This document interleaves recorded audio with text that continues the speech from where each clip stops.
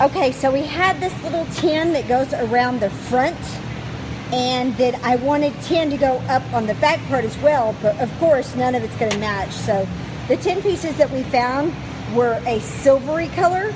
Right now I've just done a base coat of spray paint, and I'm going over it with just an acrylic, and I'm using kind of a red tone to bring in that copper, and then when I brush over my copper, it's going to match pretty well. It's not exact, but it's going to be close enough that from the distance you're not going to be able to tell that they weren't painted at the exact same time. But I had already put those up, so I kind of have to tie these in somehow. This is how I'm trying to do it.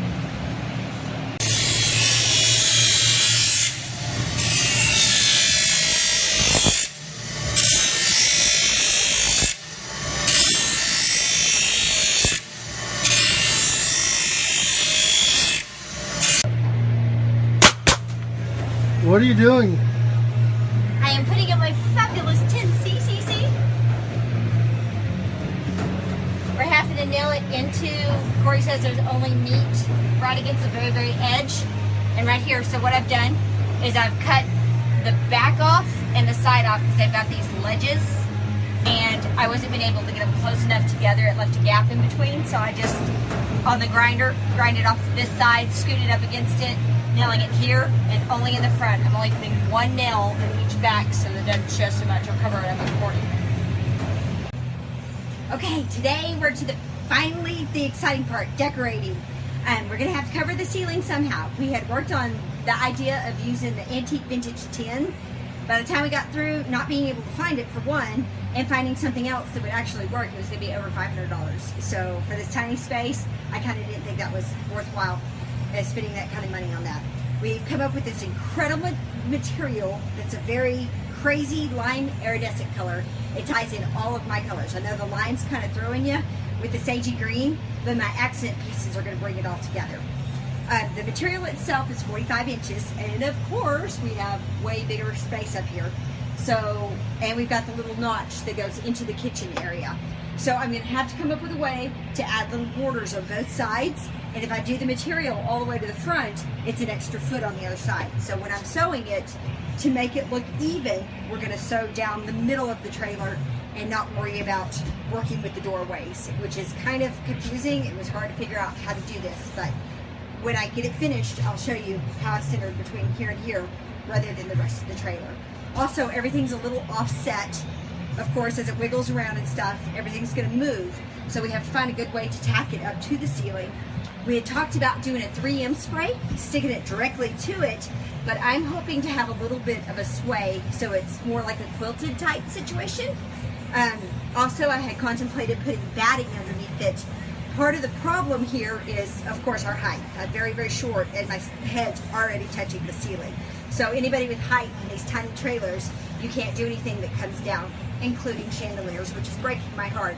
But we're going to actually staple this up with a little nail brad gun, and that's how we're planning on getting it attached, just directly to the wood itself.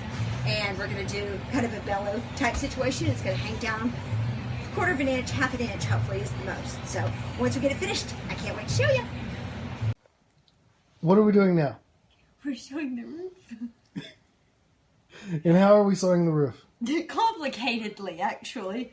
I still having havoc with how thick this thing is, but I made a mistake because there's one little tiny piece about what's actually a foot by a foot on one little corner that I had to undo this whole side, and I'm resewing it back on. So fixing my boo-boo real fast. Is Maya helping? Maya's helping.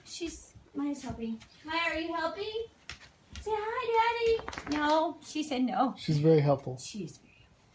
So yes, what I'm actually doing is cording. Check it out. Come close. See my boo-boo? I sewed over my finger. Okay, so I'm just sewing straight down. See how it has two lines? You pull it. Actually, if you pull both of them, it makes it a tighter gather. It's really cute. I'm just sewing one individual line down. Be sure not to get over either one of them, or you can't pull them. You have to pluck it out and start over. So I'm just attaching to the roof, and I'll have to show you. I can't explain why, but I'll have to show you later what I'm doing. But Maya is helping. Maya is helping. Her a big helper. See, Daddy, I'm helping. Yes, okay. Do you want to hold this? Here, you do this part. Thank you. All right, guys, sorry for the tired voice. This is night 2 on sewing, and it's about 12:30 again. So the way that I've done this, I wanted to kind of explain. I've left extra there. It's a foot wide. My space, I've actually left about 18 inches here, so I can have extra to cut off. I just when it goes up and it starts gathering, I wanted to have plenty of play, so I left 18 inches on either side. I've used this cording that is the double pull cording, just so a single stitch down the middle of it, and then when you pull it, it gathers. I divided the middle section, as you can see. I just took my math because I'm not good at this simple math stuff and divided it by 3. It was 14.33 inches a piece. So I actually just made the outside one 14 inches and the other outside one 14 inches. And that left the middle just a tiny bit bigger, which is fine by me. So,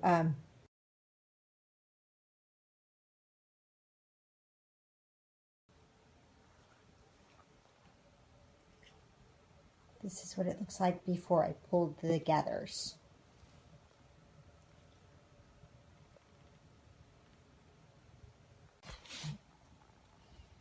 One more small little tip I learned while I was sewing all of this.